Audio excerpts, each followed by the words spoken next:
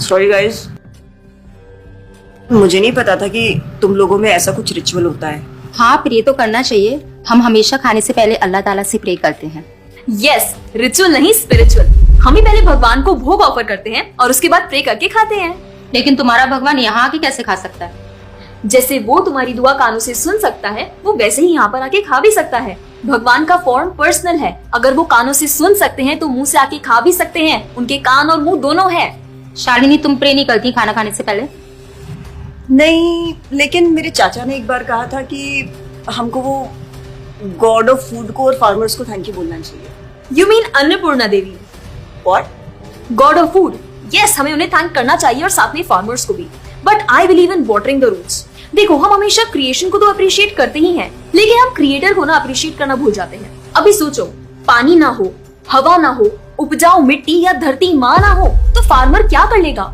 So I believe that we should be thanking the Creator, the Lord, who is providing us with all the basic necessities. Point.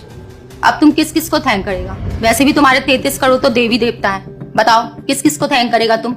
और शांति, तुम बताओ, तुम किस God को मानता है? मैं ऐसे किसी गॉड को नहीं मानती, लेकिन I think Shiva is a big god. See, I am very sorry, but आपने अपने वो बड़े भगवान का स्टोरी तो सुना होगा ना, जहाँ वो अपनी मरी हुई वाइफ को शोल्डर पर लेकर पूरे इंडिया का चक्कर लगा रहा है। अब तुम मुझे बताओ, जो गॉड अपनी वाइफ के मरने पे ऐसे कॉमन मैन की तरह रोता है, वो गॉड हो सकता है क्या? अच्छा, may be, I don't know much about this story, but he is very famous and north में तो राम जी भी बहुत फेमस है ना। उनका स्टोरी तो तुमको पता होगा ना, सबको पता है। उनकी वाइफ को रावण ले गया था। हाँ, पता है। अब तुम मुझे बताओ, वो गॉड है? वो अपनी वाइफ को भी अकेला नहीं बचा के ला सकता। उसको अपनी वाइफ को बचाने के लिए भी वानर सेना की हेल्प चाहिए, और उस वानरों को भी तुम पूछता है। I am sorry. और गीता, तुम कृष्ण को मानती हो, और वो तो हर लड़की के साथ रासलीला करते रहते थे। ऐसा कैसा कैरेक्टर है गॉड का जिसे हर लड़की से प्यार हो जाता है? और वो खुद डर के अपना जन्मस्थान छोड़कर चले गए थे। गॉड को कभी डर लगता है क्या? और जिसे खुद डर लग रहा है, वो तुम लोगों की हेल्प कैसे करेगा? शिट यार, this is so complicated and confusing. It is confusing because you are following the wrong path. It is very beautiful and sacred. I will show you the right path. Enough, Asifa. I know what you're trying to do. And Shalini, कुछ भी confusing नहीं है।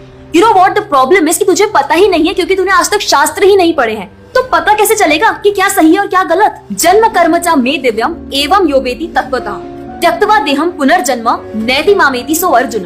भगवान की लीलाओं को समझना इतना आसान नहीं है।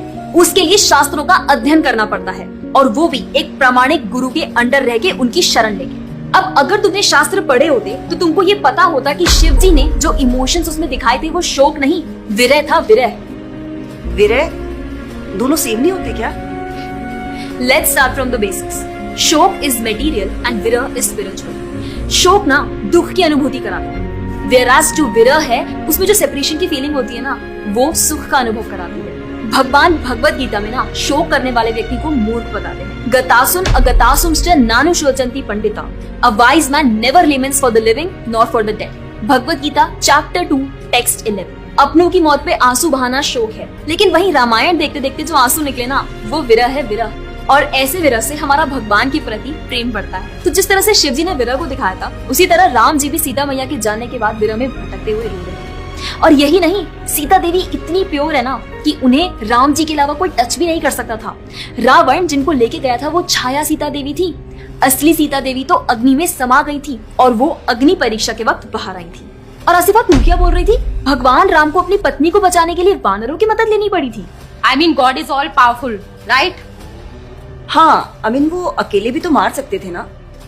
यार शालिनी, अगर तूने कभी रामायण पढ़ी होती तो तुझे पता होता, जब खर और दूषण आए थे अपने 15,000 ऐसे दानवों के साथ जो इंसान को खा जाते थे, उन सब के साथ राम जी ने अकेले बिना किसी की हेल्प के उन सबके चिथड़े उड़ा दिए थे।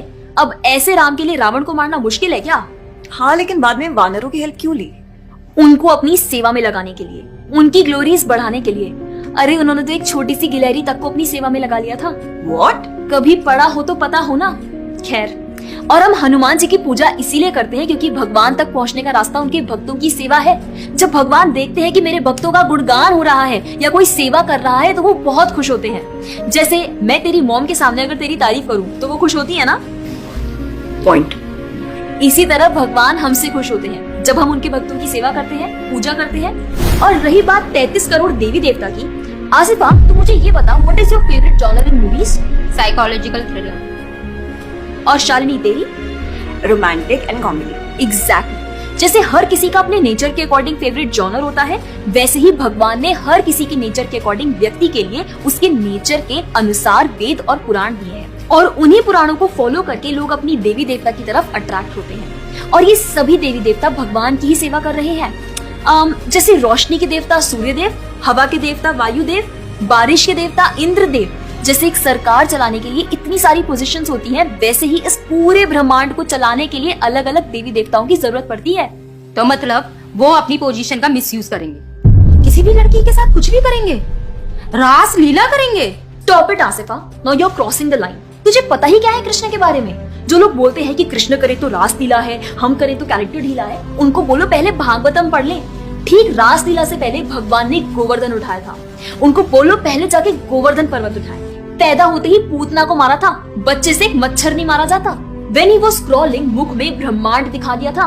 तू अपने मुंह में अपना ये हॉस्टल ही दिखा दे आसिफा। क्या तुम जानते हो द्वारका में भगवान श्री कृष्ण की 16,108 रानियां थी और सबके अलग अलग महल थे और हर एक महल में श्री कृष्ण सबके साथ होते थे एक ही समय पर। रोज सारी रानियां कृष्ण से खुश थीं और उन सब की जरूरतें कृष्णा पूरी करते थे। क्या किसी नॉर्मल से इंसान के लिए ये सब संभव है? आज के टाइम पे तो एक ही नहीं संभलती, लेकिन उस टाइम सारी रानियां एक दूसरे के साथ खुश थीं और उन्हें खुश कृष्ण रखते थे। क्यों? क्योंकि वो भगवान है।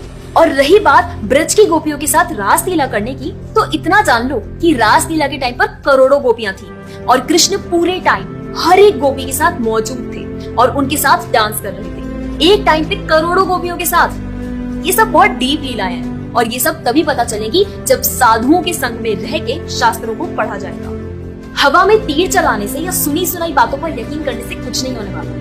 और रही बात अपने भक्तों को बचाने की, तो भगवान ने तो अपने भक्त परीक्षित महाराज को गर्भ में बचाया। 5 साल के प्रहलाद महाराज के लिए नरसिंह अवतार लेकर आए और उनको बचाया। यहाँ तक कि वो अपने गुरुदेव सांदीपनि मुनि के बेटे को मरने के बाद वापस लाए और उनको जिंदा किया। आई एम रियली इम्प्रेस्ड यार। हिंदू होते हुए भी मुझे फैक्ट्स पता ही नहीं थे। मेरे पेरेंट्स ने मुझे कभी इन सब चीजों के बारे में बताया ही नहीं। हाँ, पेरेंट्स की तो गलती है, लेकिन हम भी तो वही कर रहे हैं जो उन्होंने किया। We are not learning about our culture, not reading Ramayan, Mahabharat और भगवत गीता। आजकल तो ये सब कुछ रीड करना बहुत इजी भी है यार। Everything is available on our phones, and the problem is that we don't want to learn। और इसीलिए हमें कोई कुछ भी बोलता है और हम उसे मान लेते हैं और अपने बिलीफ को चेंज करने के लिए रेडी हो जाते हैं। एक्चुअली में पता है, किसी का हार्ट ट्रांसफॉर्म करना है तो प्यार से करो, ज्ञान से करो, पैसे और तलवार से नहीं। और अब बारी आपकी है। अगर आप भी चाहते हैं कि कोई एड़ा गेड़ा नत्थु गेड़ा अगर आपको कुछ भी ना बोल जाए, आपका बेवकूफ ना बनाए, तो जाइए और अपने कल्चर के बारे में जानिए, ग्रंथ पढ़िए और अपने बच्चों को भी पढ़ाइए। जाकर इस वीडियो को जितना हो सके उतना शेयर करिए ताकि कोई और लड़का या लड़की इस केरला स्टोरी का शिकार ना बने। और हाँ, इस वीडियो को लाइक करें और भक्ति टुडे चैनल को सब्सक्राइब करें